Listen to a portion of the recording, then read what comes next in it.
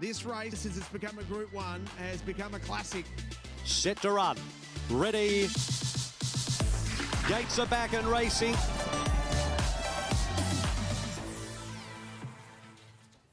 And good evening, everyone. Welcome to our special virtual launch-off as we get to night racing at the Valley. Looking forward to bringing you all the entertainment over the next hour or so. We've got a craving for night racing to be back, more than probably most of us are looking for a haircut in somewhere around Melbourne as we speak. It all begins with the Ladbrokes big night, the night of racing with the Moir Stakes, sponsored, of course, by Charter Keg Kramer. And we're very much excited about the level of quality of horses that are set to do battle in the Group 1 race, including Profiteer, who's the favourite. The Singapore former galloper in the Infernos, back with Cliff Brown, of course, enjoying success at the Valley just a couple of weeks ago. Wild Rulers down from Sydney, Ballistic Lover as well, who's been slightly forgotten in the makeup of this race. Of course, a Moonee Valley winner last time around. And dare we forget Godolphin with Trekking. It's all ahead of us. Tonight we're going to be talking to many of the key players, including Mick Price around Profiteer, to get the latest word for you at home as we count down, as I say, to the launch-off of Friday night racing. We've got a big panel with us.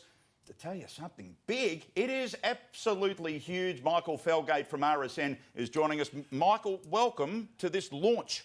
It is so exciting, Andrew. As you said, if we could have a haircut other than Michael Browell, it would just top it right off, because both my daughters said, gee, your hair's looking pretty average today, Dad. But the one thing we are looking forward to is the good horses being back at Moonee Valley. The start of the night racing season and the Cox Plate Carnival, where we are seeing some of the best gallopers, and the countdown to this year's Ladbrokes Cox Plate, it could be one of the greatest we've seen. It could be. Michael Browell's in the chair, as we know it, CEO at the Valley. Welcome, Mike, to our official launch of night racing. Andrew, Michael, great to be here. I've been in and had the cut and polish today, so it does make you feel fresh. Well, I'm glad. I think most of us are envious of you, if you know what I mean. I think all of us just want a short back and sides. But look, it's just great to be back. We know no crowd, but the entertainment is going to be there for all of us watching it tomorrow night. Of course, this is the highlight for me of the season with the night racing. The Ladbrokes Friday Night Lights, of course, kicking off the Group 1 Charter Keg Kramer Moir Stakes over the 1,000 metres, $1 million on offer. The great support card as well. We've got the Stock Stakes. We've got the launch of the 55-second challenge, the JRA Cup, and of course the Piper Heisdeck Scarborough Stakes as well. So a fantastic night of racing under lights at the Valley. We're going to preview it over, as I say, the next hour. He's joined us. He's a part of the program. He's from Ladbrokes. That's it, Ladbrokes. We welcome Adam Hamilton. How are you, Adam? Yeah, really good, Andrew, Michael, and Michael. Great to be on with you guys. Yeah, week 1 in the gig, and couldn't be a better week. Ladbrokes really excited to be both behind this and the countdown towards the Ladbrokes Cox Plate. And yes, I have had a haircut, but I haven't cheated the system. Oh, hang on. I'm married to a hairdresser. I'm willing to do deals for 2 of you after the show. Well, are we allowed to go to different houses? That's probably the query on that. But anyway. Keep it in the family. I'll tell you something. We're not only talking about racing through this, we're going to talk to some sporting personalities tonight as well. Well, how is this weekend? Because not only do we have the Group 1 Moir, we've also got the Afl Grand Final, one of the best grand finals we've ever seen with the 2 local teams. Jobe Watson, he never got there to win a premiership, but he certainly knows all about it. And he's got a very nice horse at the moment too. So we'll have a chat to Jobe, and we're also looking forward to having a chat to Ryan Pappenhausen, because the Melbourne Storm are on the verge of another premiership. They play in the preliminary final. He loves his racing as well, and he'd be perfectly suited in a Moir, wouldn't he? Yeah. He's that quick. He's pretty quick off the blocks, don't worry about that. You'd like him in a pack. Let's talk to you as well at home regarding an opportunity of winning a beautiful prize, particularly for us that will be watching the racing tomorrow night. We'd like you to enter the chat room and be a part of this. It's a carefully curated home dining box by Dean and McPherson. It takes the finest ingredients and chef-prepared meals to give you a home dining experience second to none. Each box includes a gourmet selection of hand-picked dishes and beverages to turn your staff or clients' living rooms into their own personal restaurant. Geez, it's a pity we didn't get a couple of those tonight by the looks of it. I can't say Michael, because there's 2 Michaels there. It's too many Michaels. But these are beautiful to be able to sit down tomorrow night, Michael Browell, and just be entertained. Call me Mike. He can be Michael tonight. Okay. Yeah, the team at Dina McPherson, which is the Moonee Valley Racing Club's in-house catering team, they've done a fantastic job curating these boxes. Over 500 will be delivered tomorrow. And then, of course, for the 2021 Ladbrokes Cox Plate Carnival, jump on the website. There's a number of different options there. You'll certainly enjoy the carnival across the Friday night or the Saturday with the Dina McPherson box. Okay, so make sure you pose a question to, we can pose a question to any of us, but particularly Michael Brow, the CEO. Go to the chat room. One lucky viewer will win one of those beautiful packages for tomorrow night. If you live in the Melbourne metropolitan area, they'll be delivered to your front door tomorrow. So join the chat room and be a part of it all here tonight. Very much looking forward to it. It's launch-off night racing. I am here to show you all how to Ladbroke it. Let's Ladbroke the action. Let's Ladbroke the riders. Let's Ladbroke the rules. Gamble responsibly. Yes, Ladbrokes, all a part of it. Adam Hamilton is here from Ladbrokes. He'll be giving us markets through this preview as well, not only on the Moir, but the stud and the JRA, and we might even squeeze a little bit of a look at the Cox Plate as well. As we know, tomorrow night racing kicks off. The big Group 1 is the Moir, and what a list of contenders. Guitar and Trekking got up to win final stride. It's a close one here. Wild Ruler and Isotope. The Inferno is burning today and won it. And Portland Sky wins. And the filly is going to do it again. September Run wins. But it's what that she's too good. Right down the outside. Here's the post. Oh, drop the hustle. And Ballistic Lover has won the car line. Miss Albania coming at Oxley Road now. Even beat him. Shakiro, just hold on. Shakiro bounces back. What a superstar. Profiteer.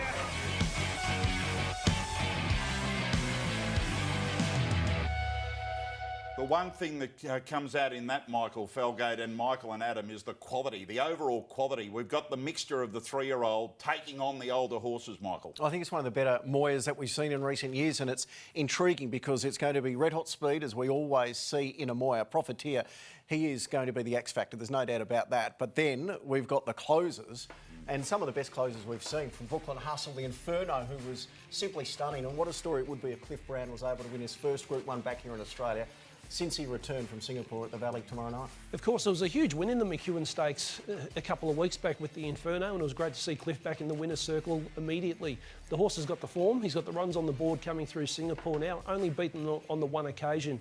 But you're right, you've got the star 3-year-old in Profiteer, part owned through the Roll the Dice Syndicate, which is part owned, I should say, through Lee Saville, who's our People and Culture General Manager. And also, too, you have a number of horses that have already had the first up run, and then you've got those that are coming in fresh as well. And of course, there's potentially a slot open for the winner of the Moya in the Everest in a couple of weeks' time. I think it's very open.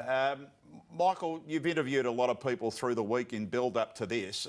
We're going to talk to a couple of trainers shortly about it. What's your gut instinct? What are you feeling here from the start of the race, the pace? Oh, it's going to be flat chat. We spoke to Mick Price. I'm looking forward to having a chat to Mick Price here, and he said that Profiteer only knows one way. They've done a lot of work with him, equestrian work, because he got so hot, didn't he? Yeah. Especially in that golden slipper.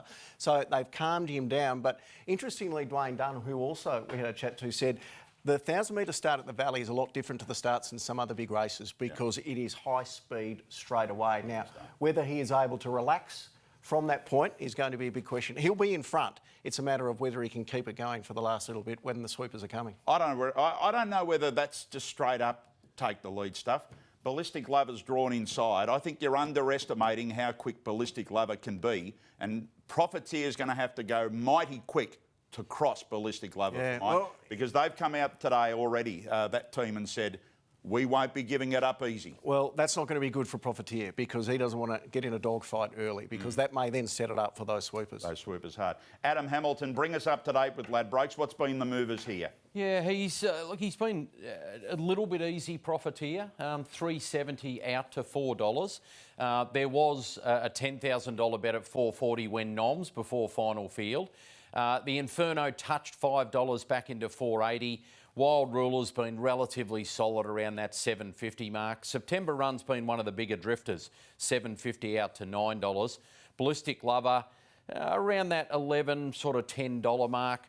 Then we have a look at tracking at the 11 as well, Portland Sky 11. Brooklyn Hustle certainly grabs my eye at the $13. And there's been a bit of a push around. I know Tom Hackett at Ladbrokes, our form man, thinks that Swats that at $18 is massive value. I just saw that, Adam, and to see $18 for Swats that day did knock back a couple of late invitations to running the Everest last year. And with Joe Watson coming on, a little bit of a sentimental connection there with that. I had a small share in a horse that raced in the same colours that Joe Part owned, a horse called Bye Bye Bell.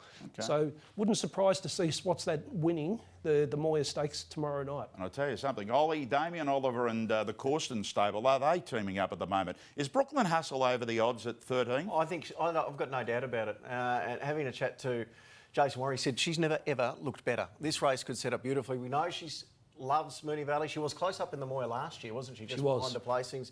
She's had... And missed the start too. And she's had a lot of bad luck at the Valley. So I like her drawn out wide. I think if the speed is hot, she can navigate around the field. And if they're running on, and from what we're hearing from Artie Sonnen, who we'll have a chat to, the track is absolutely picture perfect. So it could be a race where she at $13, I'll be backing both. Profiteer at $4 and Brooklyn Hustle at 13. Yeah, we did that podcast, of course, this morning with you that the members will pick up tomorrow morning, the winning formula. And I did hear Jason Warren say she's got a lot of residual fitness coming out of the winter campaign up in Brisbane, and the stable do expect her to run really well. What did they do from Barrier 1 September run?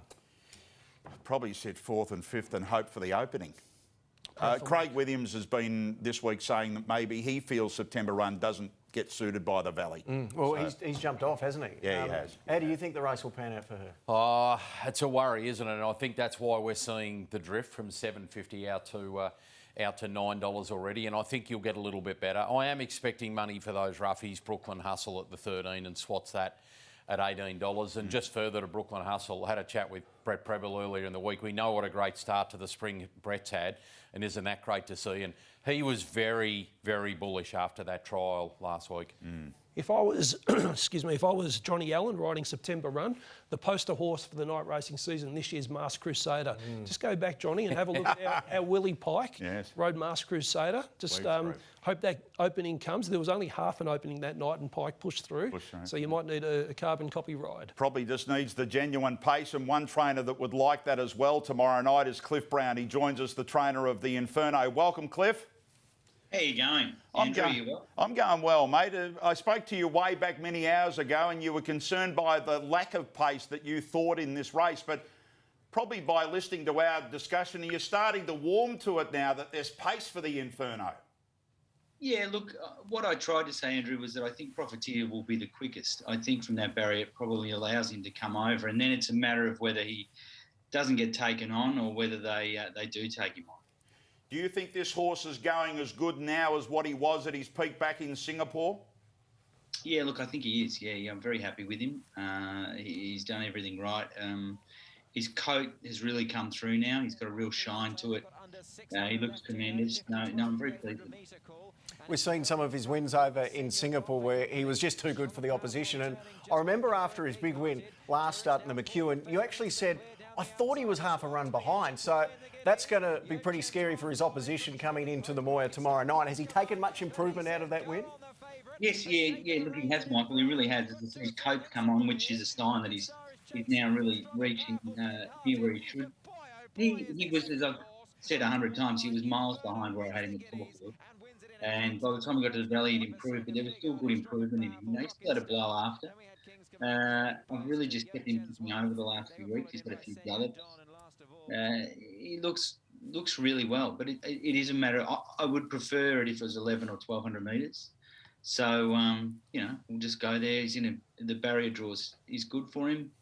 And if he's good enough, he'll get over the top of him. If he's not, he'll run well, I hope, anyway. Well, it does look a good barrier. Where would you love him to be in the run? Oh, look, he's just got to get cover. That's the thing. He's a big, strong horse. And if he gets a bit of daylight at any point, he can just overdo things. So if he gets some cover straight away, that'll really suit him. And from there, I don't mind where he is. We're watching the Valley win where he really powered to the line. He's a horse that's so capable of the finish that you don't want to change it, do you? That if you're riding close, then he may lose that because he, as we see here, once he straightened up, he's got a finish, Cliff. He's got a great turn of foot. No, Andrew, we definitely won't change one thing. No. he'll, he might give away too big a start tomorrow night, and that's fine. If so long as he's hitting the line, I'll be very pleased. You've got to accept that. I mean, Portland Sky, I think, ran very well in that race, and September run as well, and they were first up into it. So they're going to improve. So there's lots of different factors coming in, and, I'm sure quite a few of them are going to run very well.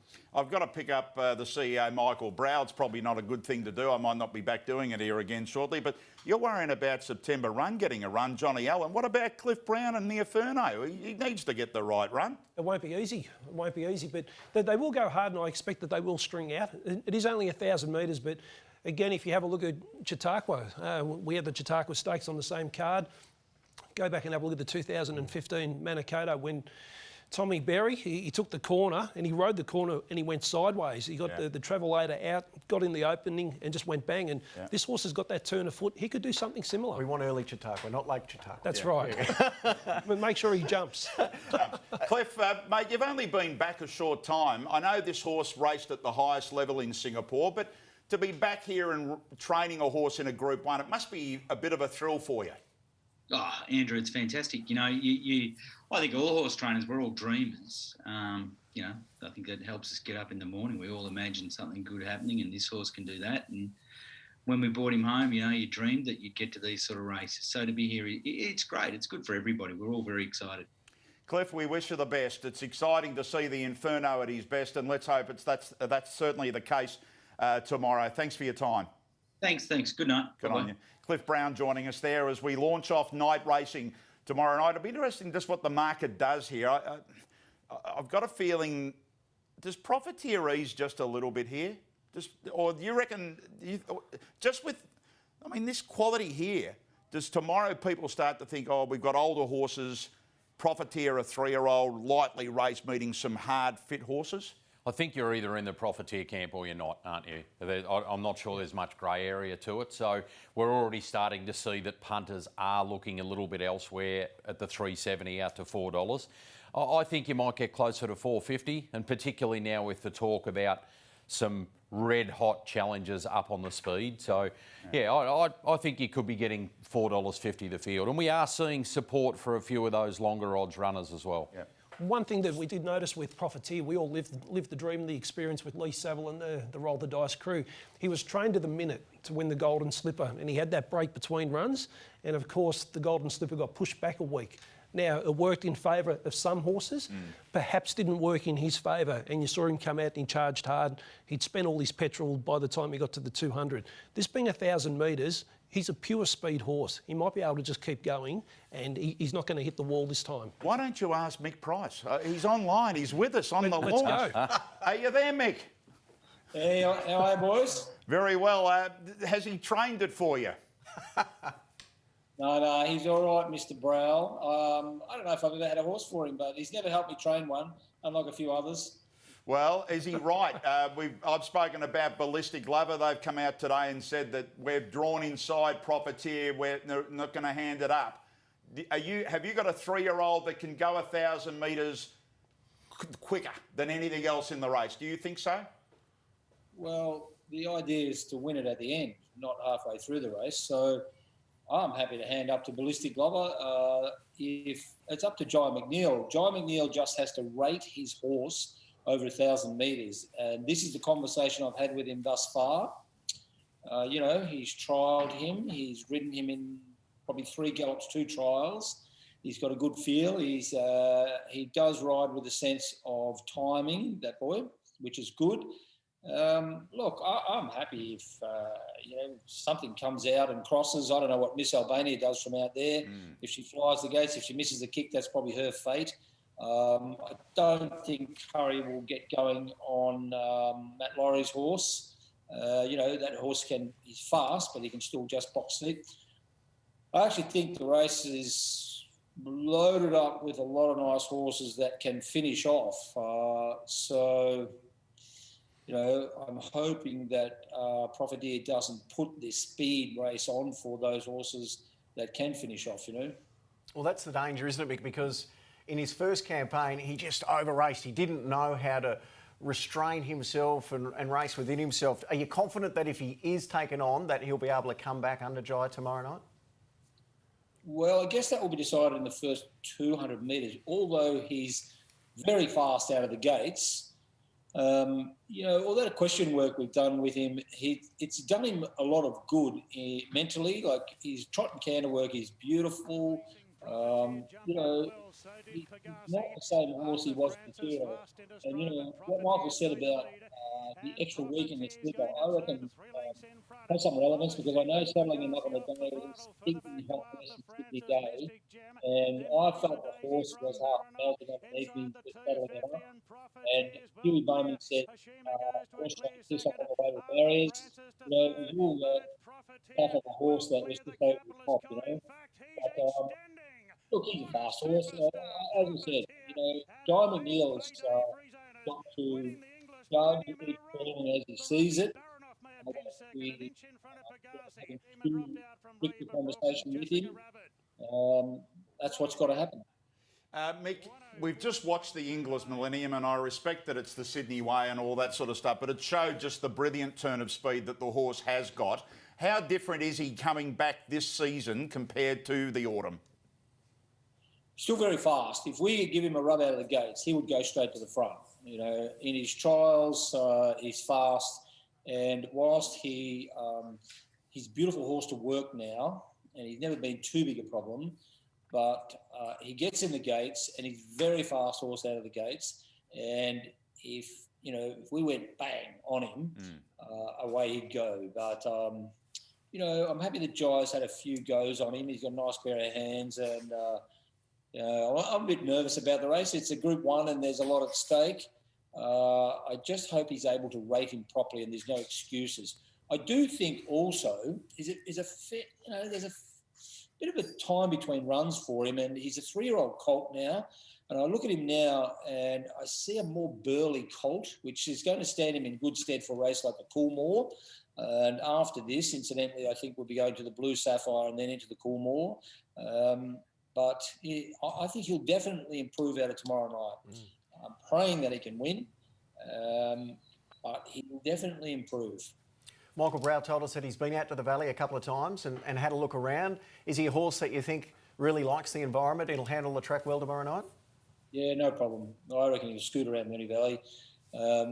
Some of the horses you take to Moonee Valley, for whatever reason, they lose ground at the top of the straight. Interesting that Sunfall did it. Lincoln Rupee used to do it. And I think the other day we set him off Lombardo, who's in that night meeting also, and he scooted around. So I think I think he'd be a good Moonee Valley horse, no problem. Mick, we wish you the best. Do you get toey at all? You got your face went all funny there before, thinking about the makeup of tomorrow night. Do you get toey? It's a big payday if he wins a Group 1. Oh, it is a big Group 1 with the Roll the Dice team. A future stallion. I don't think about it because I've gone to sleep. You gone to sleep? Oh, I know the figures. I know the figures on the possibility of him winning, and they're big. Yeah. Just before we let you go, Mick. Just before we let you go. I missed a few church, but yeah. No, we wish you all the best, Mick. And you had Extreme Choice come through, of course, and win this race a few years back, and he's making a success at stud. Just a quick update for our members. Ayrton, who we thought was in for a big spring campaign. Disappointing to see he's gone to the paddock.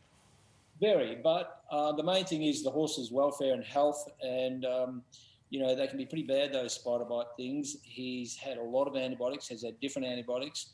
It's gone, the swelling's gone down. He's gone from maybe 4 out of 5 lame to 1 out of 5 with a little bit of swelling left, and they've swabbed that to get the exact antibiotic on him. In my experience with these things, if you get a heal quickly, which we've got, it's pretty good. When it lingers and you're not making progress, it goes the wrong way. But we're on it quickly. We've got the best vets on it, and I'm pretty confident. This preparation is wipe off, but he'll be back. Let's hope so.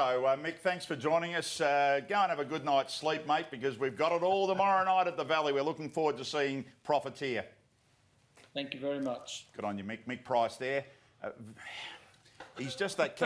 you just want to sit beside him and have a cool beer, don't you? Don't you what? I'll tell you what, in 12 months' time, we could be here discussing his 2 runners in the Cox Plate.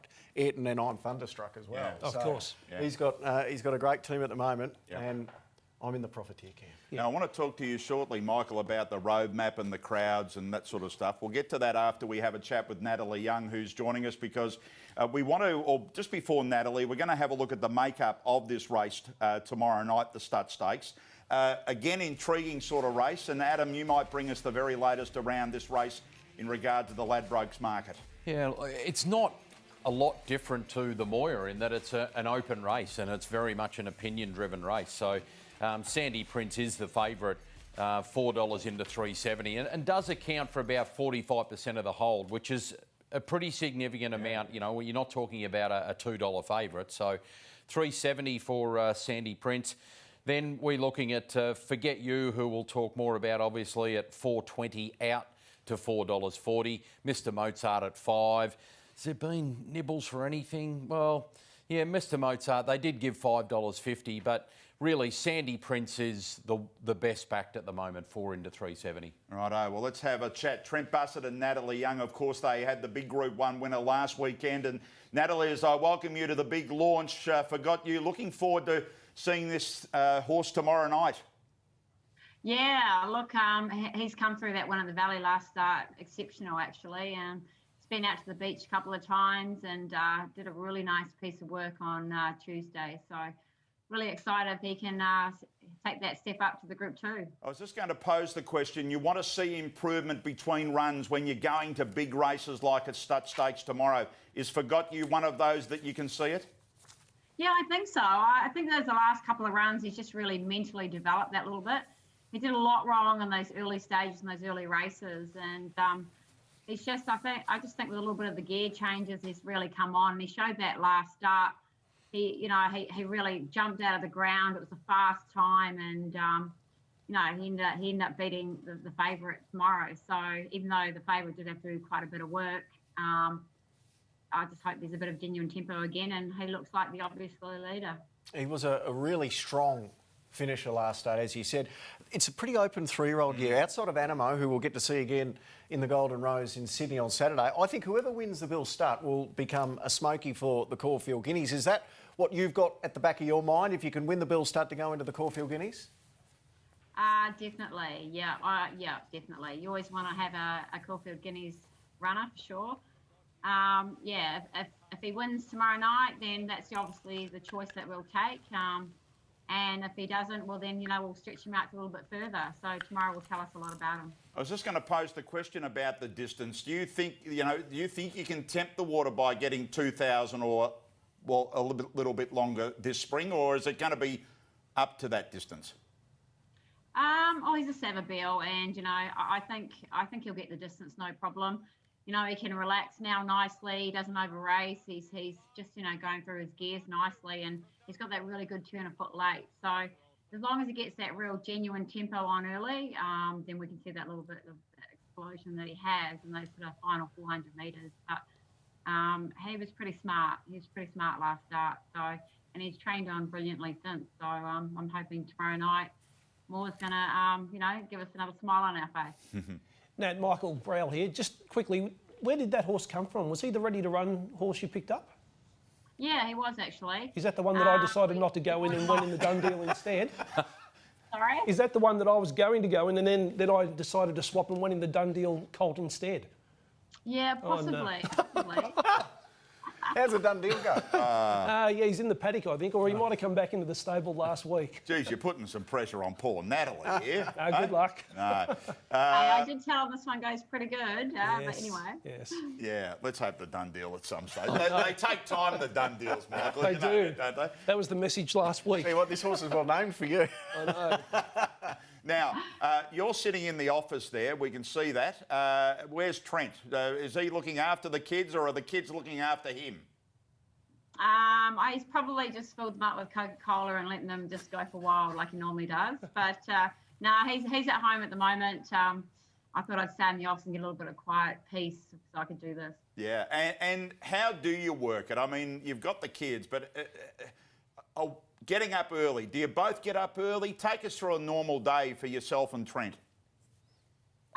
Well, I normally get up pretty early, and then Trent rolls in about 4 hours later. And that's we're both here every day. We're both You know, we're here every day in the hard yards and, you know, running through things every day. We've got a big team behind us, a great team behind us, and we've got some really nice stuff at the moment and some really nice horses. And you're going into the spring. At the moment, you can't do anything else, but work. So you basically, you know, you used to sort of work to live, and now you're living to work. Yeah, we've all been struggling with homeschooling at home as well. Now, how does Trent go in that department? Oh, please. I think he lasted about half an hour last week, and then he took them down to 7-Eleven to get a slushie. So not very well, not very well. I'm glad it's school holidays though, to be honest. Yeah, no, they're having a break, and I reckon Trent needs it. He's the one getting up early just to get away from it. Good luck tomorrow, Natalie. It's a big race, the Stud Stakes. You know, it's sort of a race that determines where a horse can go in the spring. So good luck. Thank you. Well, we did win it a couple of years ago. Yeah, exactly. And these wins are so important. I know you've been here for a few years now, but these wins are so important building the stable that you've got. Yeah, it is. Well, you know, you go to the sales, you put your hand up and your butt on the line, and you know, when they're coming into the Spring Carnival and they're winning, you know, listed and black type races and group races, well, that's what it's all about, and that's the owner. You know, you're giving the thrill to the owners, so that's why we do it. All right. Good luck to you, Natalie. I hope everything goes to plan in the stud. Thank you. Natalie Young and Trent Busselton with the key runner tomorrow night, Michael. Yeah, forgot you. I'll be taking a very keen interest in this horse now. But congratulations they've still got him in the entries for the Melbourne Cup, the only 3-year-old. He's also, they paid up on the Cox Plate on Tuesday for him as well. So they must think this is a real good horse. Of course, but those same colours as well. Sierra Sue, of course, the unlucky runner in the Ladbrokes Fee and Stakes, or Clams Seafood Fee and Stakes a couple of weeks ago, and of course congratulations, and Daniel Moore winning the Group 1 at Caulfield. Wasn't a great story, but it was great to see the emotion. Yeah, it was. I think he's a bit upset. Just a little bit tense. Michael, no, we won't mention that they just take time, all right? That's all right. They just need time. That's all right. Before we move on to our next guests, let's talk about the Valley and the spring and everything. The roadmap was announced last week by the Victoria Government, and you've made the announcement a couple of days ago that you've worked that there'll be no crowds for Cox Plate. Of course, we got on the front foot a couple of weeks ago, tried to help inform government policy, hoping that we could see a return of spectators to the track when Victoria reached the 70% double vaccination mark. The roadmap, of course, was announced on Sunday afternoon, and the government has elected to wait until 80%. At this stage, they're thinking that's around the 5th to the 8th of November.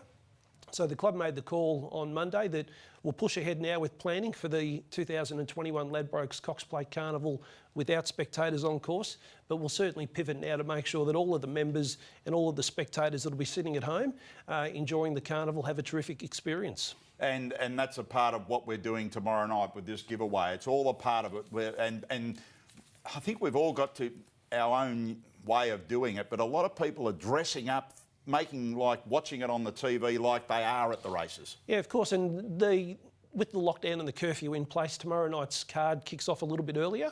So the first race will be at 5:15, the last race will be at 8:45, and the Charter Keck Kramer Moir will be at 8:15. And that'll then carry forward too for the Ladbrokes Manikato Stakes night and next Friday night as well. But it was disappointing, Andrew, to see the crowds couldn't come through. Yeah. Of course, we celebrated the 100th running of the Cox Plate last year to an empty grandstand. Never did we think we'd still be here this time this year.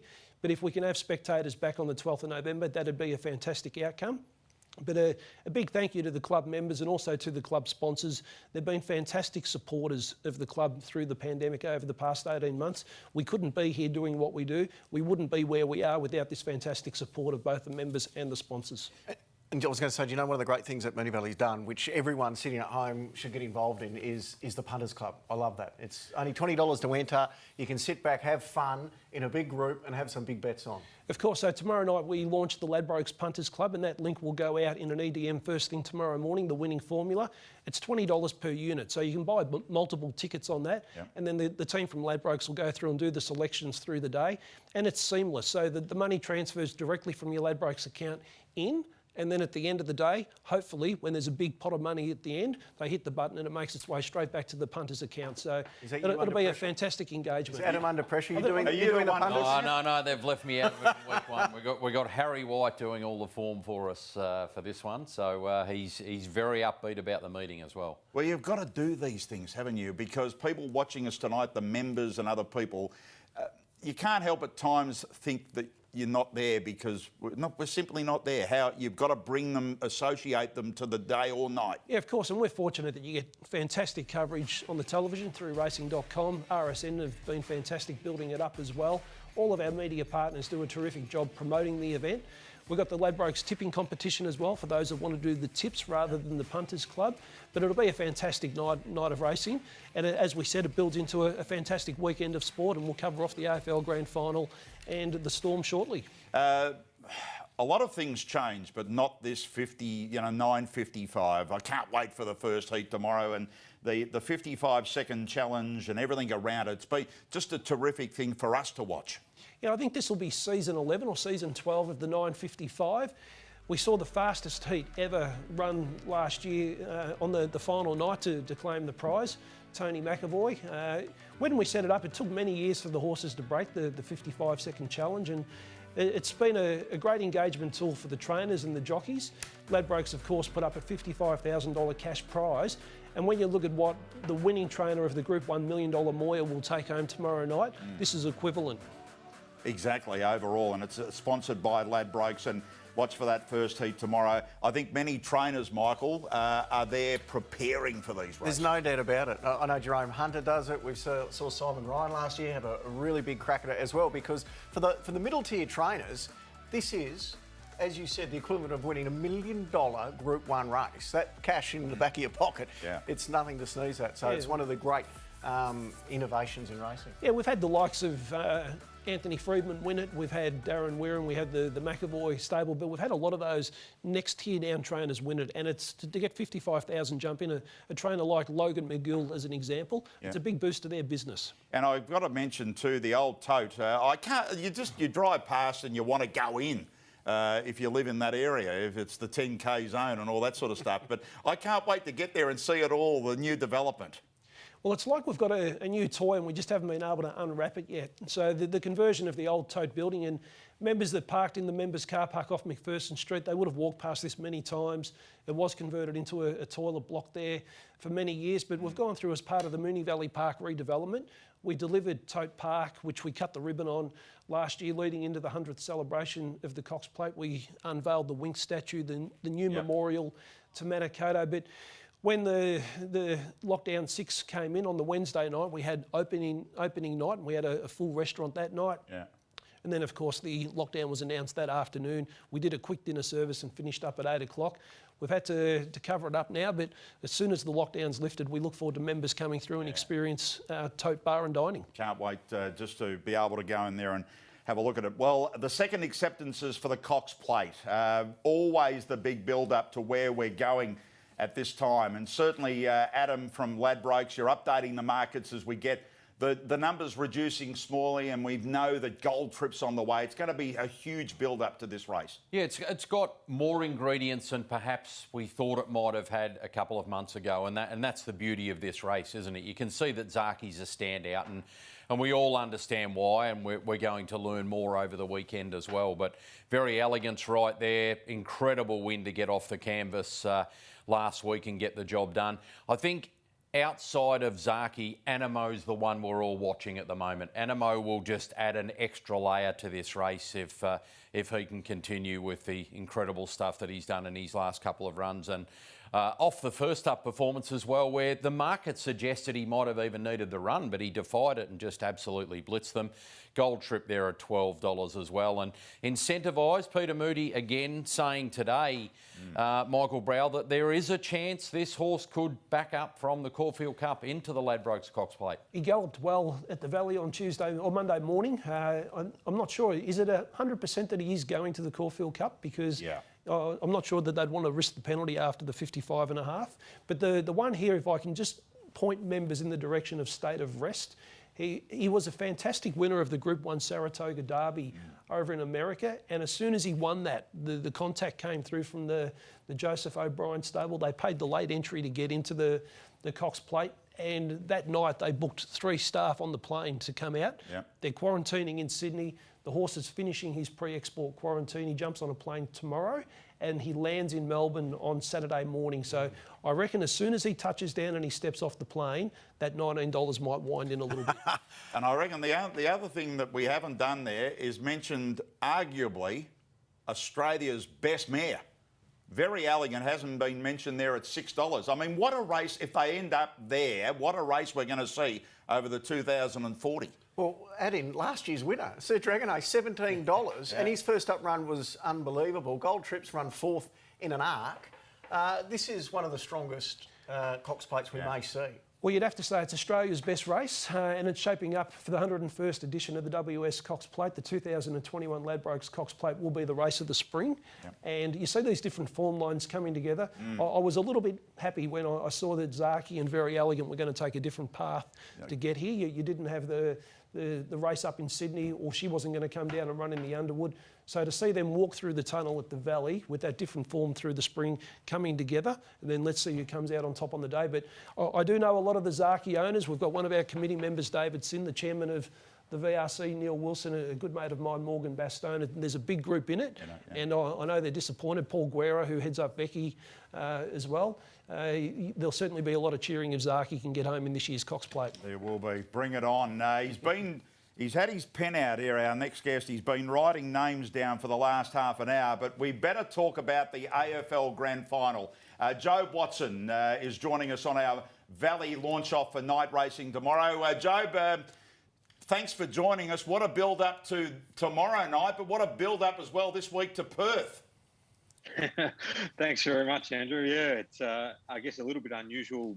It was the precedent was set last year with the AFL Grand Final being in Queensland, and then by all reports, Perth is just jumping with excitement about hosting the AFL Grand Final, and I think they're going to do a wonderful job at that new stadium that they have over there. We're going to get your tip in the Grand Final in a moment, because it is the one that the whole of Victoria's been waiting for, but I want to know about Anavisto. And is it true that you're already setting her for next year's Ladbrokes Cox Plate? I don't know about that. I think she was part of the early nominations, which I got a bit excited about, but I don't know that she's made it to the final 40, and we're just happy that she's winning races at the moment, and hopefully she stays healthy and can continue on in the spring. We're watching Anavisto's last run, or one of the last runs there at Caulfield. The only thing I'm sick of, Job, is your old man. We hear him on the radio in the mornings. Is he the official trainer now of Anavisto? Well, I don't know how well he would go if he started offering advice to Mick Price on how he should train the horse. I think he might get a quick retort and reply from Mick. So I think he's better off sticking in his lane, which is not horse racing. I tell you what, it's been a successful spring so far. A lot of the Hawthorn boys now have the favourite in the Oaks as well. So for you and your fellow teammates from Hawthorn, Big Tommy Bellchambers, who's in Anavisto, the love of racing, I know a lot of the footballers do enjoy a punt, and now getting into ownership. Where did it come from for you, Job? Probably from my grandfather, actually. Way back, he would tell me stories about having to walk home from Flemington Racecourse all the way to Coburg, and talk to me about his next door neighbour was a bookie and used to go to the track together, and he used to go down to the Sale Racecourse and tell me stories. So I think my mum inherited it from him, and I inherited it from my mum. And the ownership is the syndicate is Tom Bellchambers, myself, and Carl Hooker, and this is the second one we've been in, and we're having a lot of enjoyment out of it. And did you share the ownership with Michael Brow in the first one? We won't go there, Joe. Bye, Bell. Yeah. Not another one that's gone. No, we did have a syndicate. I had a small share in Bye Bell, but we won't talk about that one. Yeah, I think it had an unfortunate end. But the good thing is that you and the boys are back with this horse as well. Let's move to Saturday night. If you could play for Melbourne, or you could play for the Western Bulldogs, just parachute yourself in to have that dream grand final, which team would you want to be playing on? Well, I think Melbourne, both these two teams have been the best for the year. I think Bulldogs' form just towards the end of the year tapered a little bit, but they bounced back really quickly in the final series. I think probably the romance of the story for Melbourne and for Melbourne supporters is a little bit like what the Bulldogs did in 2016. And I guess that as a group to break a drought like that would be something that would be amazing to a generation of Melbourne supporters who have been deprived that success. So I think from a fairy tale, from a narrative sense, the Melbourne is probably the greatest story of the two. Could you imagine if Maxi Gawn is a premiership captain? He'd never buy a beer for the rest of his life, would he? The only thing I pose as a football supporter is, can Max Gawn do it again like he did a couple of weeks ago? I mean, it was like it was just the party time. Like, he was kicking goals out of you-know-what, wasn't he?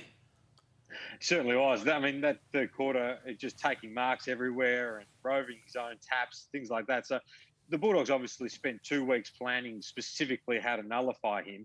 And it's easier said than done, especially ruckman. There's only a very limited amount of people on the ground who, from a physical sense, can be anywhere near him. So I think he's going to be the difference. The midfields are very evenly matched, wonderful midfields both sides, and probably Melbourne defensively have just been able to strangle teams more so than what the Bulldogs have. And so I think that they've got a slight edge in the way that they set up from a back six. And then Max is the X factor between the two teams. All right, you're tipping the Ds. We might try and get a couple more out of you while we're here for those Ladbrokes punters. Who wins the Norm Smith? I think someone like Jack Viney could win the Norm Smith. I think you've got great depth on both sides, but I think that he's got the kind of game, especially in a big final, the importance of Viney on one side and Liberatore on the other. They're similar types, but I think for him, as a bit of a roughie on the peripheral, I think he might be a good chance. And who wins the Moya then tomorrow night at the Valley? Well, I guess I've got to stick with the Price-Kent group, I think. They've got Profiteer running, and from all reports, he's ready to fly. So I have to stay. My loyalty's lying. It's the inside mail too. Training out of his toe. I was just going to say, you're going that way so the training fees don't go up. Unfortunately, there's no way of stopping those. They keep coming every month. Hey, good luck with Anavisto, the next run and the next couple of runs. I guess the Empire Rose is the ultimate if you can get there. I think that's the dream, given the bonuses that are attached to it now with the lead-up races. It makes it very appealing for mares to be here on Derby Day to run in the Empire Rose. Gee, $1 million. I bet the old man will be snipping you if he'll be definitely in the ownership come the Empire Rose if you're there. Good luck, Joe. Enjoy AFL Grand Final Day, but before that, tomorrow night, the Moya.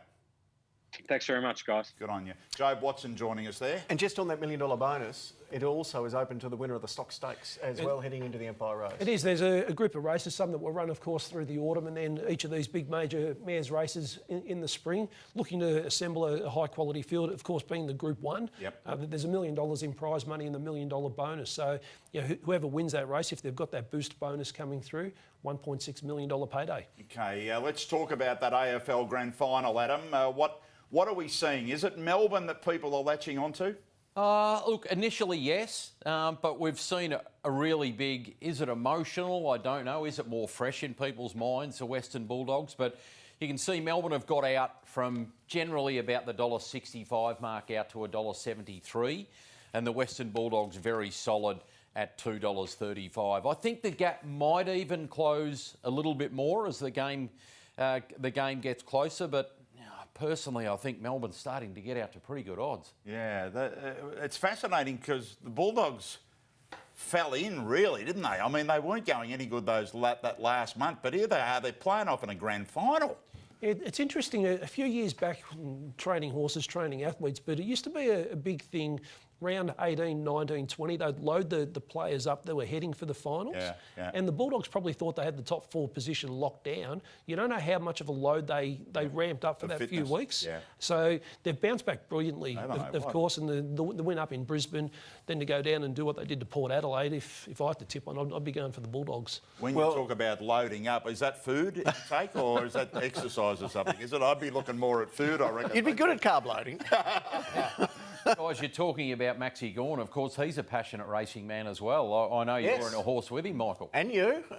Should we give the listeners a little tip tomorrow? Oh, hang on a sec. Fingers crossed. Goes around in the last tomorrow. What's the name of it? arms giver in the last race at Coleraine. So Okay. whatever it does tomorrow, it'll improve on, but wouldn't be surprised if it wins. All right. Maxie's got a share in it. We haven't heard from him for a few weeks, but I'm For sure good we reason. will if it wins. For good reason. All right, that's the last at Coleraine.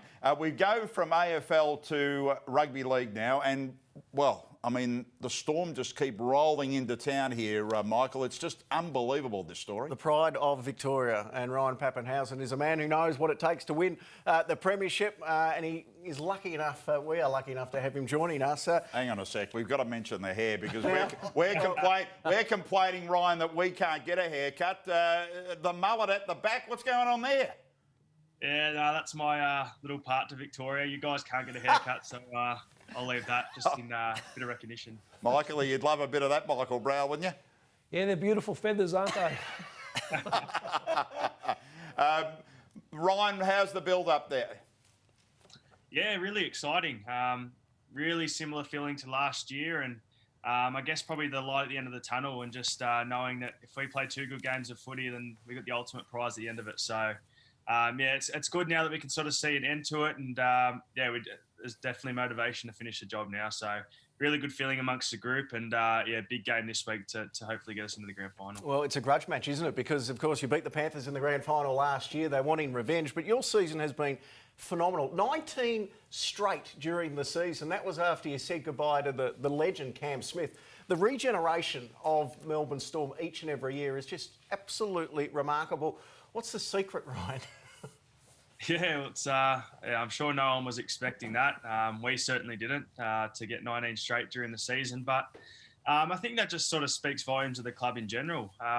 Someone like, obviously, Smithy leaving, he was obviously at the club for a long time beforehand. So a lot of his values are still instilled into the club. And the culture around the club's, I think, what makes it. So anyone who comes to the club buys into it and trains hard and is a good person. And if you do that, then you're going to have a pretty good team. So I think that's sort of just what you buy into when you come to the club. And it's definitely been seen throughout the squad this year. And that's flown through this week, Ryan, the announcement of membership. If you're a member this year, you're automatically a member next year. It was an unbelievable announcement.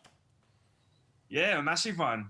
We obviously got told a couple of days ago about what they were thinking of doing, and I couldn't believe it. It's such a big move, and I think sort of they deserve it. Our members sort of been through 2 years without watching us play, and a premiership too. They didn't get to experience or see any of those finals games. So a 2-year membership, without seeing a game, I think it was only warranted. So it's a massive move by the club, and one that I'm just proud to be a part of, and proud to sort of wear this polo right now, just saying I play for the Storm, but the acts they do off the field and for their members is pretty special and too. I loved last year how you put the big V on the jersey as a symbol for all the Victorians who've been doing it tough during the COVID period, and you really are a light for a lot of Vics who love to see you kick New South Wales bums every time you play them, and put Peter Volandis back in his box every now and then as well from a Victorian point of view. For you, last year in the grand final, the Clive Churchill medal at such a young age, you are a big game player. What does that mean when you look back on that, and how much more are you inspired to try and do something similar in the next 2 games? Yeah, it was a pretty amazing feeling.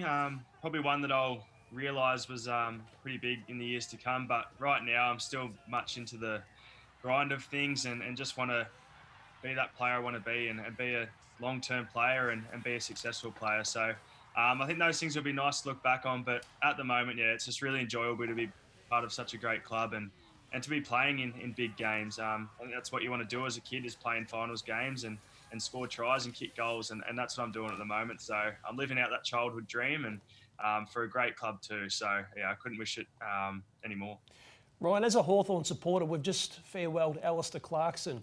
Tell me how important it is to have a great coach. You guys have had Craig Bellamy. You talk about culture, you talk about a foundation upon which a team is built. Craig has been an incredible contributor to the success of the Storm over such a long period.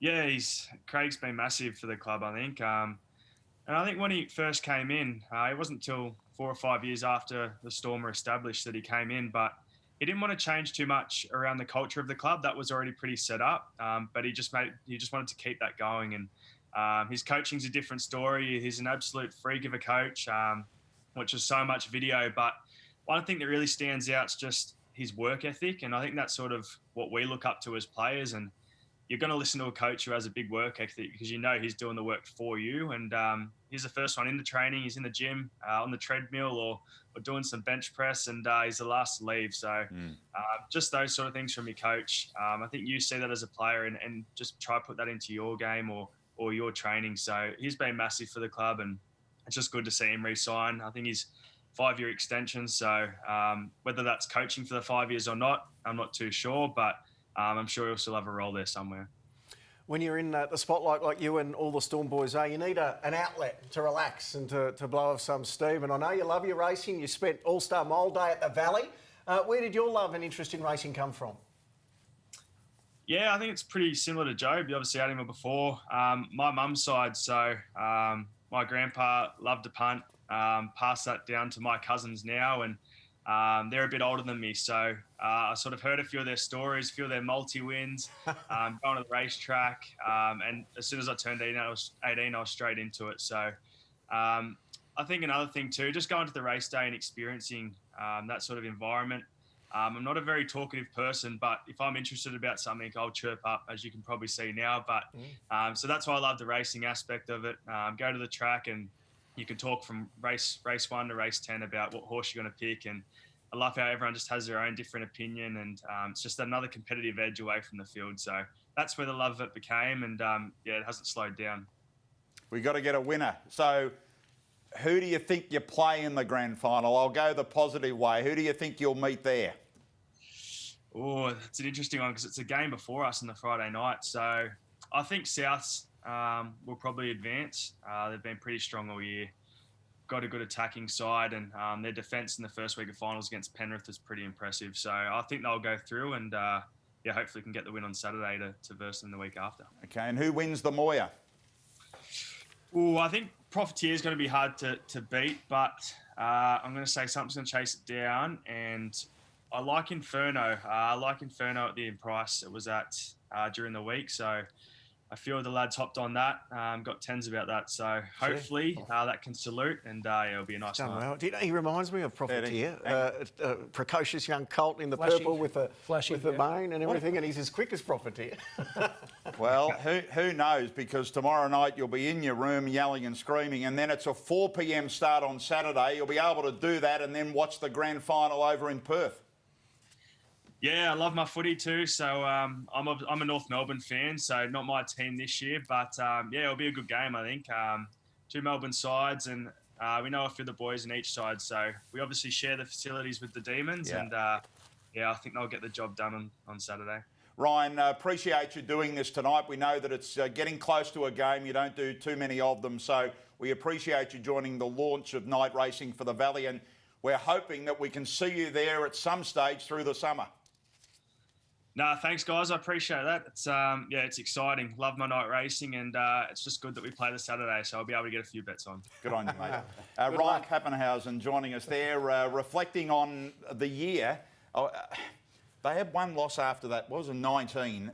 Was it a loss that they needed? They needed it. I wouldn't want them going in unbeaten. That's always the line, isn't it? It's always the line. They need that defeat before they win the grand final. To Michael's point, though, if they do get through to the grand final and win, it'll be worth tuning in just to see Peter Volandi's hand over the trophy one more time. Yeah. What's happening with the markets with the semis? Yeah, well, it's interesting because Storm against Panthers is the grand final that most people expected, but the Panthers had that derailment in week 1 of the finals and weren't overly impressive surviving last week. So the Storm dominate there at $1.32 against the Panthers at $3.50, and Ryan mentioning maybe the Rabbitohs South Sydney to get over the Manly Sea Eagles. They're just favourites though, but good support for Manly to get through to the grand final. It's going to be fascinating for the Bennett factor with the Rabbitohs, the famous trainer, just the famous coach, just how well he can get them through, if he can get them into a grand final, because this, I think, is his last season. I think I'm right in saying it'd have the most mouth-watering final, wouldn't it? Bennett v Bellamy in a grand final. It would be amazing. It would be. All right, that's the footy. Can't wait for the AFL Grand Final. Can't wait for the Storm on Saturday afternoon as well at 4 o'clock. And before that, it's night racing off. And, of course, Charter, Keck, Kramer are the sponsors of the Group 1 Moya. and we're joined by Patrick McNulty from the grand sponsor. Welcome, Patrick.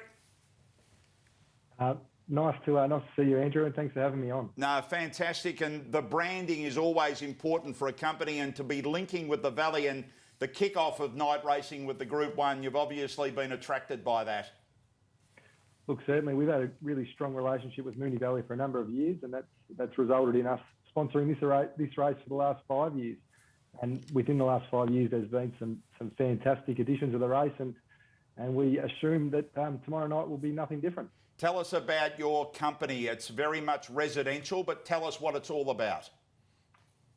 Yeah, so Charter Keck Kramer, or Charter, is a property advisory firm. We've got offices here in Melbourne, as well as Sydney, Brisbane, and Singapore. Look, there's a number of different facets to our business, but generally speaking, they are valuations, advisory, research, capital, and projects. Some of the big involvement we've had with the Moonee Valley Racing Club, we were involved in the redevelopment in its infancy, and we helped the club and the members through that process to get to a master plan, and then from that master plan really worked with the club to identify the best approach to redevelopment, which ultimately led to a joint venture, and that work's now underway, which is a really good result. I was just going to say, Michael, I think I read just a release from the Valley saying in the last week that it's underway. It is. So the Moonee Valley Park redevelopment's come through. You know, when we had this crazy idea 10 or 11 years ago, we rang up Charter Keck Kramer and said, "What do you think of this?" And we bit off a massive project. And to be honest, we wouldn't have got where we did without the input from the team, Charles Windayer, Phil Kramer and Peter Hutchins. But at the end of it, they played the matchmaker role. They took our project to market and introduced Host Plus and Hampton, who are our development partners. And over the next 10, 12, 15 years, you'll see the Moonee Valley Park redevelopment, the project come to life. Patrick, in regard to your business, it's not only obviously in Melbourne, as you mentioned, even Singapore. How has the last 18 months, if at all, affected your business? Or is this sort of projects that you work on are maintaining still strength? Look, last year was a shell shock for all of us for the first 3 or 4 months, but then the property industry is very resilient, and the work kept coming back through channels through Singapore. But last year, if we remember, Sydney and Brisbane were still very strong, and Melbourne was sort of slowing. And then at the start of this year, Melbourne was strong and Sydney was slowing, and obviously the last couple of weeks have been soft on the property market in general. But being a resilient firm and across a number of disciplines, we've held up in good stead. So if I was looking at getting into developments, obviously you've got to be a big company, but also just buying houses. Is it a time, sometimes when we go through these things, it's the right time to buy? Yeah, there's many analysts are suggesting that right now it is the right time to buy, while the market in that development space is soft.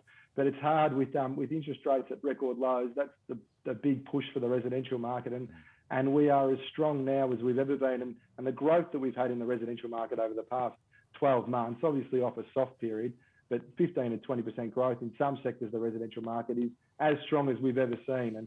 And whilst interest rates are low, that's going to be the major push. I know I'm getting away slightly from it, but it's been fascinating with the auctions of houses because we've been doing it online, but it hasn't seemed to have affected it at all, has it?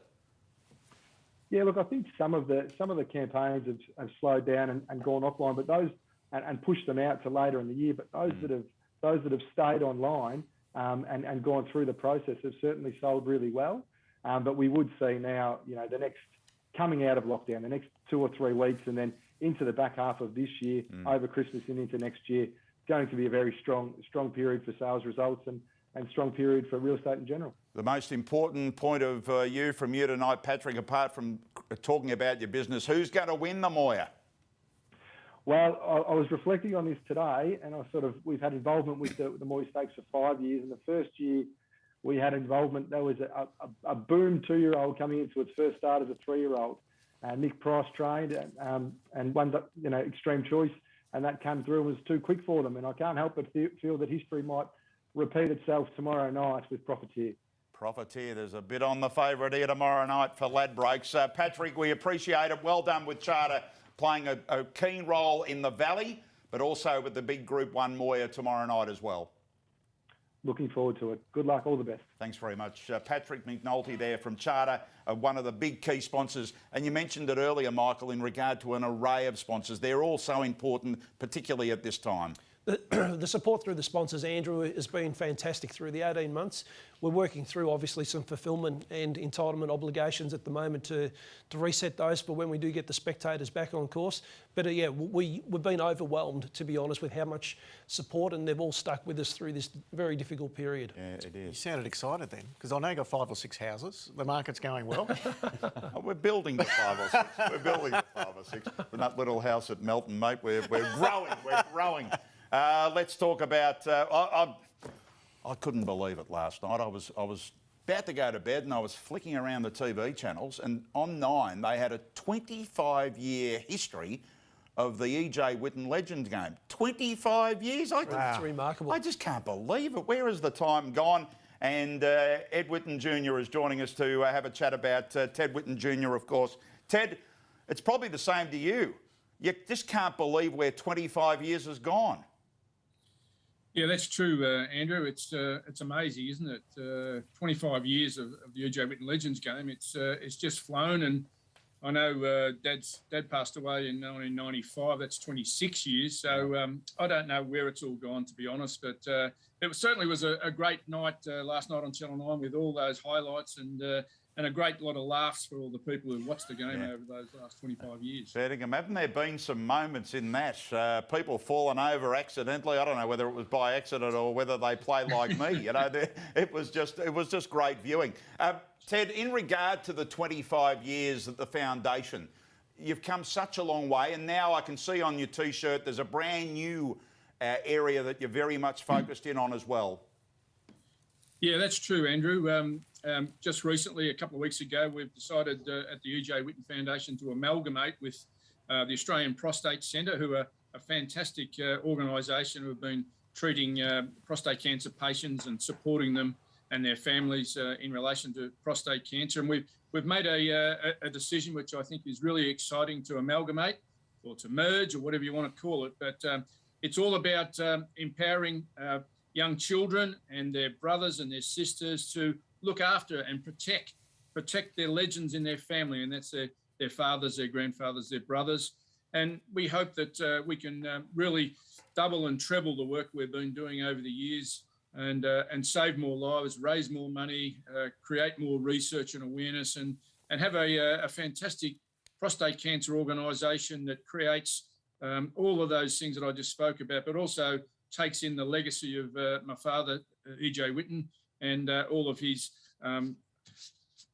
work that he's been helping us with through in his own way at the E.J. Whitten Foundation. So we're really excited about it, Andrew. Ted, do you think that we've come a long way in the work that you've done? Do you think that males are now more active going to their doctors and getting checked over? Yes, I do. It has certainly come a long way in regards to the testing and the awareness in particular. It's just one of those things that men in the old days, they didn't know much about prostate cancer, but through the work of the E.J. Whitten Foundation and others, we've created a lot of awareness now, and men are going to get tested more than ever before. But I can say that, you know, there's still a long way to go, and most men are traditionally reluctant to go to the doctor to have a checkup for anything, let alone prostate cancer. But we have come a long way, and we are getting there in terms of getting that awareness out, and there's more lives being saved because of it. Because it can be done, the starting process can be done by a simple blood test. Yeah, that's right. It's a simple 10-second blood test, and all you have to do is arrange that with your doctor to go there. But you can also have the blood test checks you for other things as well, you know, whether it's, you know, your heart, your liver, your sugar diabetes, and all those types of things, as well as your prostate. It's a 10-second blood test once a year, and that's all you have to do. And you're very much linking in with the Valley, aren't you, with the Cheering for Charity? It's all a part of it. It officially kicks off tomorrow night as well.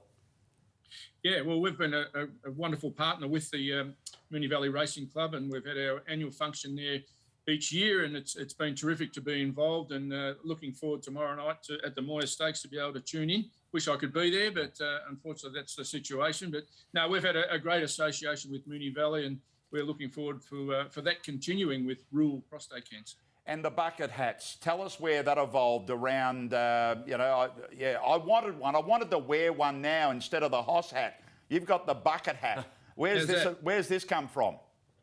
Well, it's all about trying to get the young people involved and looking after and protecting their legends, making sure that their dads and their granddads continue to go and get checkups, and because they're the people that we want around in our families for a long time. We want them to go to our 21st and our weddings, and just want them around. We don't want them kicking the bucket at an early age. So pretty much we want them to be around. And so you got more chance of a guy going to get tested because he's been asked by his son or his grandson or granddaughter than you have just by waiting for him to go and get tested himself. So it's all about empowering the young children and getting the kids to support rural prostate cancer. And one way to do it is by purchasing a bucket hat. And they're going really well. I must say that $20 at... that's it there, ruralprostatecancer.org.au. For $20, you can support the work that we're doing at Rural Prostate Cancer and saving men's lives and creating more awareness than ever before. And we'll need a hat soon. We're complaining how the coolish weather has come back to Melbourne, but it won't be long before we need a hat. Can the Bulldogs do it on Saturday? Hang on. Oh, hang on a sec. I thought you were going to put a Bulldogs jumper on. Can we do it? Of course we can do it. Well, we can do it. You've come from nowhere to get here, haven't you, really? I mean, going into the finals, you were struggling. Yeah, the last three games, we were struggling, to be honest. I thought, gee whiz, we've been in the top four all year and on top for quite a while, and now all of a sudden we just dropped off, and we just lost our structure a little bit, I think, when Josh Bruce went down. We had to rearrange our systems and try and get the side to be able to play a kind of a fast blend of football to be able to kick a winning score. But for three games there, we looked average. But I think we've got our mojo back now. I think we're really looking well. We're running on top of the ground. But the last game against Port Adelaide was unbelievable football we played. So we can do it. We can certainly do it. I know Melbourne are going to be really tough, and we'll have to bring our best game to do it. But I think if the Bulldogs fire up like they did last week against Port Adelaide, I think we've got a good chance. It'll be a great match if they both produce their best. Ted, thanks for joining us. Well done on everything around ruralprostatecancer.org.au. The bucket hats are there. People can go and buy them and be a part of it. And good luck with everything around cheering for charity. Thanks, Andrew. Good on you. Ted Whitten Jr. Joining us there with the news. And as I close in very quickly on 60 years of age, you've got to do these things. You've got to do them. It's a simple blood test to start with. Adam, you've just got to do it. Get out there and be active rather than, who knows what the future holds. Yeah, very true. I can speak from experience, having had some challenges that exactly what Ted spoke about, and that is that notion that guys just don't do anything about it. That's what sparked me into action, and I'd urge anyone to make sure they get the regular checks. That's fantastic. A simple blood test is the answer. Yeah, now the one thing I'll take out of that, and the EJ Whitten Foundation, Ted Jr. has been a fantastic supporter of the Valley, but when I get home tonight, I'll tell the wife and boys from now on it'll be legend. Yeah, that's it. Exactly. It's all building up, isn't it? What a night tomorrow night. It's the Group 1 Moya. We are going to Ladbrokes the action. We're not going to stop there. Ladbrokes the winners. The sports bar. Let's Ladbrokes Righto. They tell me that we're going over, which is not strange when I'm normally in the host chair because... Is it 8:30? Well, I don't know what time it is, but they say it's over. But we've got some questions, Michael, particularly for you as CEO. The first one is from Michael, who's asked us, do you think in 20 or next year that there'll be more internationals come for the Cox Plate? I hope so. So this is the first year, of course, with the changes to the internationals coming through for the Melbourne Cup, but it's picked up horses nominated for the Caulfield Cup and the Cox Plate. So a range of tests and scans those horses need to go through. And there was a little bit of pushback from Europe, but let's not underplay the impact that COVID has had also, getting these connections out. I think let the dust settle after this first year, and then I think when we can get back over to Europe and really promote the carnival, we should be able to get more horses coming back next year. Nicole's asked a similar question, and you probably answered it in some way. I think that you've done the same as I, talking on radio to international people. Getting the staff here is a lot easier a lot harder, I should say, than getting the horses here. And that's I said it off air earlier when the horse won the Saratoga Derby. Joseph booked the tickets effectively that night to get them in. And as you know, the internationals coming in, the cap was cut in half. So the other trainers have had to try and get special dispensation from government to come in over and above the cap. And there's Afghan refugees coming back in. There's expats that are still trying to get back in. So when you go to government and say, you know, I've got 2 or 3 staff that need to come and look after a racehorse, it doesn't necessarily take them straight to the top. So we're very fortunate that Joseph got his staff in here. And of course, State of Rest lands on Saturday. Let's talk about the jockeys. We've seen Brett Preble just go bang and said, I'm back in town. Do you think he's the standout jockey? Ryan's asked this one whether he's the standout. He wants Froggy Newitt to pounce back into Group 1. How do you see it? I think there's no doubt that he's the most informed jockey at the moment, Brett Preble. Everything he's touching is turning to gold. He's on the Melbourne Cup, Caulfield Cup favourite Incentivised, and he's got a really, really good handle on Friday night in the Moir as well. Speaking of Froggy, he actually was booked to ride Profiteer, and then the owner said, actually, no, we want Jai McNeil to ride it. I'm sure Froggy's going to bob up somewhere because he can ride light, and there's, as we know, a bit of depth missing from the jockey ranks. So I think what we saw with Buckets Moore winning the Group 1 last week, I think one of the really good storylines of this year's Spring Carnival is some of the lesser-known jockeys are going to be coming getting to the the chance. Even Harry Coffey getting rides there a couple of weeks ago for Kieran Maher. You know, it's opportunities. I read during the week there's still some suggestion Sydney jockeys might be able to get here. They'll need a lot of luck. Do you think they'll have a bubble for the Cox Plate? It's hard to say. I was promoting this a couple of weeks ago that where Victoria might be, the 2nd, 3rd, 4th week in October, and where New South Wales will be. Could you possibly have them coming down? And I'm told there wasn't much appetite to do that a few weeks ago, but with the changing landscape, it could happen. It could. A couple of jockeys from Sydney have been on the phone to trainers. I know that down here, trying to just say, hey, I'm sure. I might be coming. Just hold on a sec. Hold on. Try and sneak over the border. Yeah, it'll be interesting to see. All right, we've got a presentation to a winner. You're going to go in person? Well, you can't, can you? Unless Nicole Nugent is 10 k's from the Valley. I don't think Nicole Nugent wants me knocking on her door, but...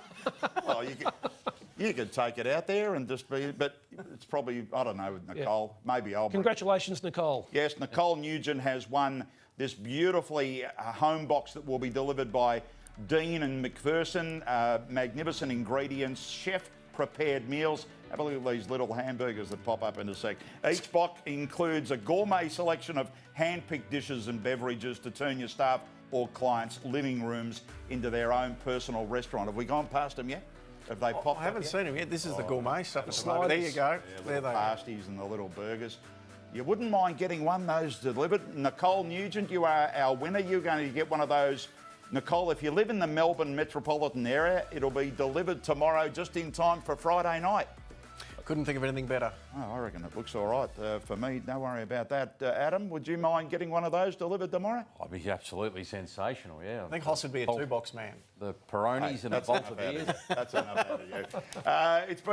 It's been a longer night than what we went, but I think all our guests have been fantastic, giving us their time to us launching night racing. Adam, Ladbrokes very much linked to the Valley. We've shown all the markets. It's going to be interesting just where you end up tomorrow night with Profiteer. Yeah, no doubt about it. As I said, I think if you wait, you'll get a little bit better than the $4 the way things are going. And just for all of the members that are joining in, the traders passed on a couple of horses that there's been smart money for to share with everyone watching. So race 4, number 6, Cerades. I think we all saw it unlucky at Flemington last time. Race 6, number 6, Inverloch has been one of the best backed, $18 into $10. So race 4, number 6, Cerades. Race 6, number 6, Inverloch. All right, watch out. Download the Ladbrokes app. You'll be a part of all the action with the tipping competitions and the Punters Club and everything that kicks off tomorrow night, Michael. We'll be involved in the Punters Club, don't worry about that. Who wins the Moir? I'm a Profiteer man and I'll be having a saver on Brooklyn Hustle. Okay, and Michael, you allowed? Yeah, I'd be Profiteer with the saver on Swats That. Okay, Swats That at big odds. I think it was about $18. I think that Wild Ruler's the forgotten horse for mine. It's just going to go bang. Peter and Paul Snowden, instead of running in Sydney, decided to bring it down and run it in this race. So Wild Ruler for me. To the two Michaels, Browell and Felgate, we thank you for being a part of the launch. sincerely, Michael, let's hope come November and that buzz of summertime that we'll be able to get some crowds there. Terrific. Thank you, Andrew. And keep an eye out, members, for the winning formula that will hit your inbox on the email tomorrow morning ahead of the Ladbrokes Friday Night Lights kicking off tomorrow night. And of course, we'll do this all again in a few weeks' time, leading into the 2021 Ladbrokes Cox Plate Carnival. Ooh, let's hope all the horses are there. Adam, great to have you with Ladbrokes, with the Valley, and all that activity tomorrow night. Make sure people download that app. Absolutely. Couldn't be a better week to start in the gig, Andrew. Fantastic for you to be a part of our night tonight. Hope you've got something out of the array of guests, whether it's been Mick Price or Cliff Brown, whether it was the footballers. We thank all of our guests and thank you for being a part of it. Enjoy it tonight from home. Tomorrow night, it's going to be a night of action. The Moya, the big Group 1. and Trekking got up to win final stride. It's a close one here. Wild Ruler and Isotope. The Inferno is burning today and won it. And Portland Sky wins. And the filly is going to do it again. September Run wins. But it's swat that. She's too good. Right down the outside. Here's the post. Oh, Triple Hustle. And Ballistic Lover has won the car line. Miss Albonia coming at Oxley Road now. Even beat him. Shakiro, just hold on. Shakiro bounces back. What a superstar. Profits here.